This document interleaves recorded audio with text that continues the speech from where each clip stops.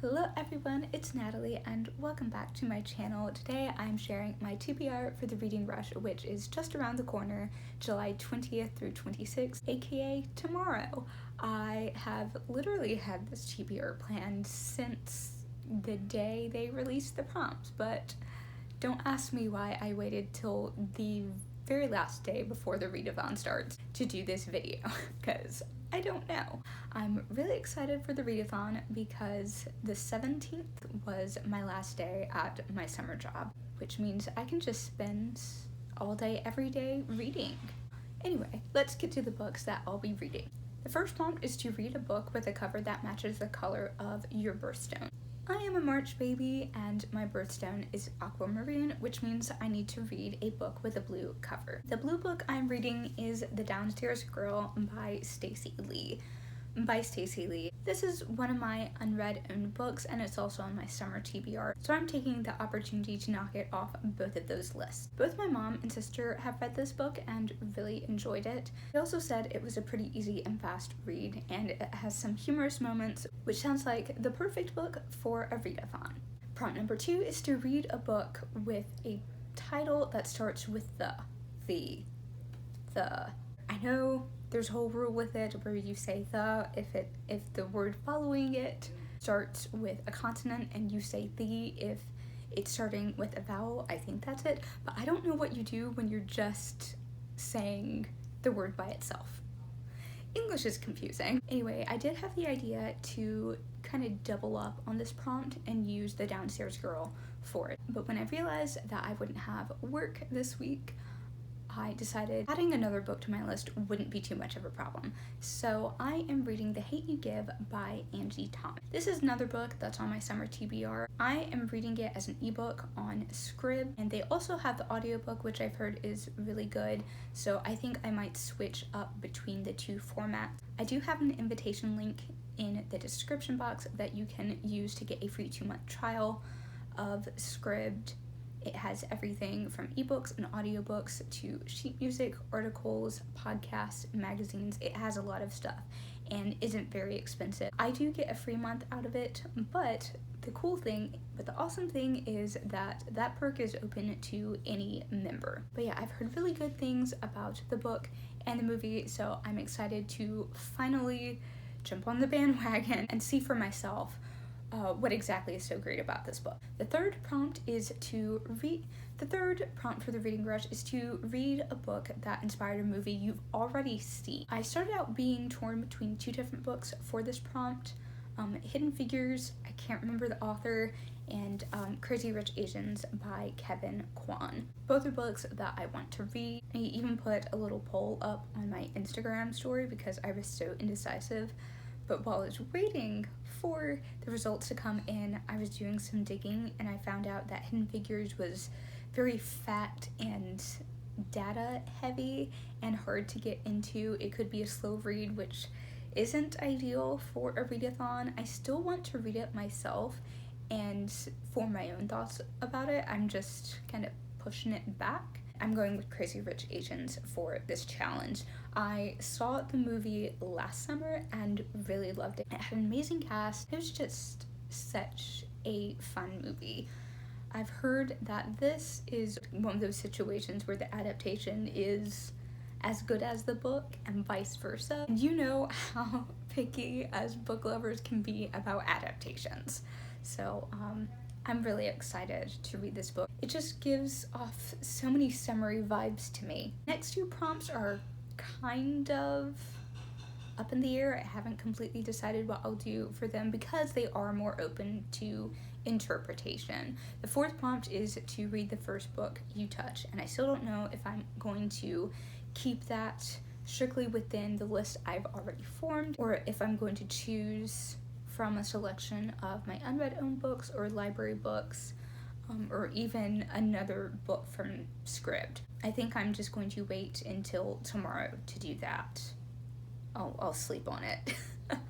I'll sleep on it. Then the fifth prompt, which I think I might end up using the same book for, is to read a book completely outside your house. This was a prompt that is open to interpretation because it was because all of these prompts were made up before the pandemic happened. Still being in the middle of a pandemic, reading a book completely away from home might not be possible for some people. It is one that I might also have to interpret, because this whole week, if it's not super hot and humid, it's rainy. And when I say raining, I mean Louisiana rainstorms, especially in the summer, are almost always complete deluges. So I may end up just popping in one of those Harry Potter ASMR room videos up on my computer, beach and ocean waves, something like that, if I am unable to actually read the book outside. The sixth prompt is to read a book from a genre you've always wanted to read more from. The genre I picked was YA contemporary / romance / rom-com, sort of. This is a kind of new to me genre. I was introduced to it through To All the Boys I've Loved Before by Jenny Han last summer during was it during the 2019 reading rush? Or was that the second book that I read then? Similar time frame. I have kind of fallen in love with that genre, and I want to read more from it.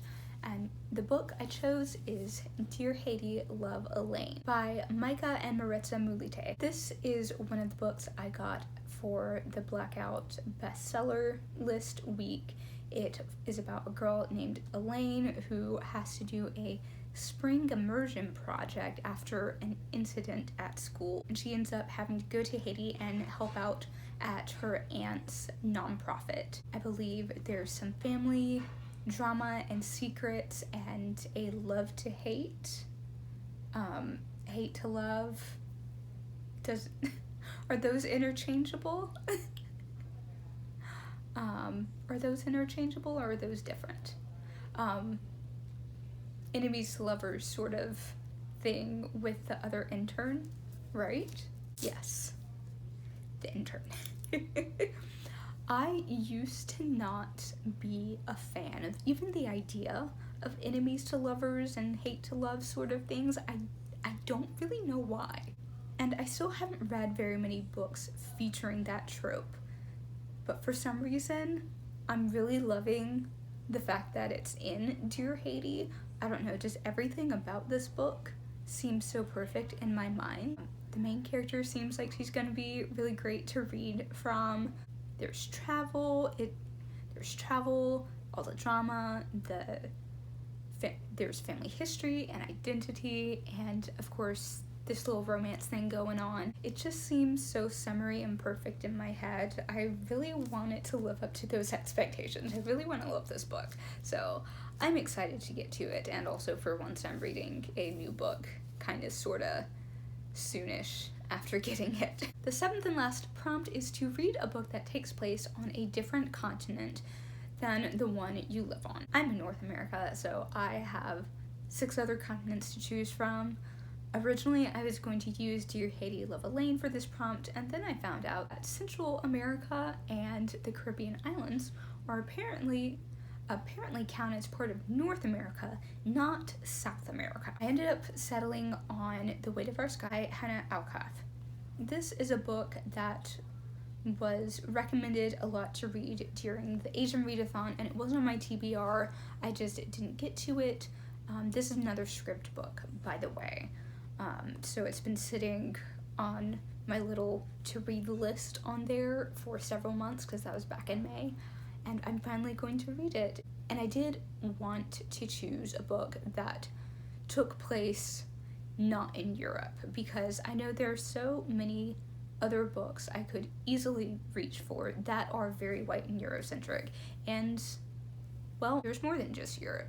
So I ended up going with The Weight of Our Sky. It takes place in Asia, specifically Kuala Lumpur, Malaysia, during the 1969 race riots there, and it follows a young girl with OCD who has become separated from her mother during the riots and is trying to go through the city and find her. This is a book that was very interesting to me, partly because it's modern history. I've explained in, I think it was my summer TBR, I don't know very much about modern history. It's not something that I've really learned in school. so I want to learn more about it. I haven't read a ton of books set in Asia. I haven't read, I don't think, any books with OCD representation. I know its own voices for the Malaysian representation, not so sure about the OCD part. On the Goodreads synopsis, it actually has content warnings, and one of these warnings is something called anxiety triggers. I do have anxiety, but I don't know what exactly they are labeling as possible anxiety triggers. In this book, does a character have anxiety? There a scene with a panic attack? I don't really know, so I will be careful going into this book, and I do have some backups in case it does end up affecting my anxiety negatively and I don't feel comfortable continuing reading. But I really want to read this book, and I hope I can read through the whole thing. But even if I can't, that obviously does not reflect badly on the book. That just means it's a very realistic portrayal of anxiety, which is something we need. Okay, enough rambling. This video was kind of chaotic. It's another kind of rainy day. It's cloudy at least. I'm in sweatpants and a sweatshirt, and I'm tired. I'm totally gonna take a nap after this, but that is my Reading Rush TBR finally out here on the internet. Let me know if you're participating and what books you're excited to read for it. If you're not doing the Reading Rush, then what are you reading this week? Thank you so much for watching. I hope you enjoyed this video, and if you did, make sure to like, subscribe, and hit the notification bell so you can stay up to date on new videos. And make sure to check out any links that I have in the little box down below. That's all for now. Have a wonderful rest of your day. Keep reading, and I will see you next time here on The Mighty Quill.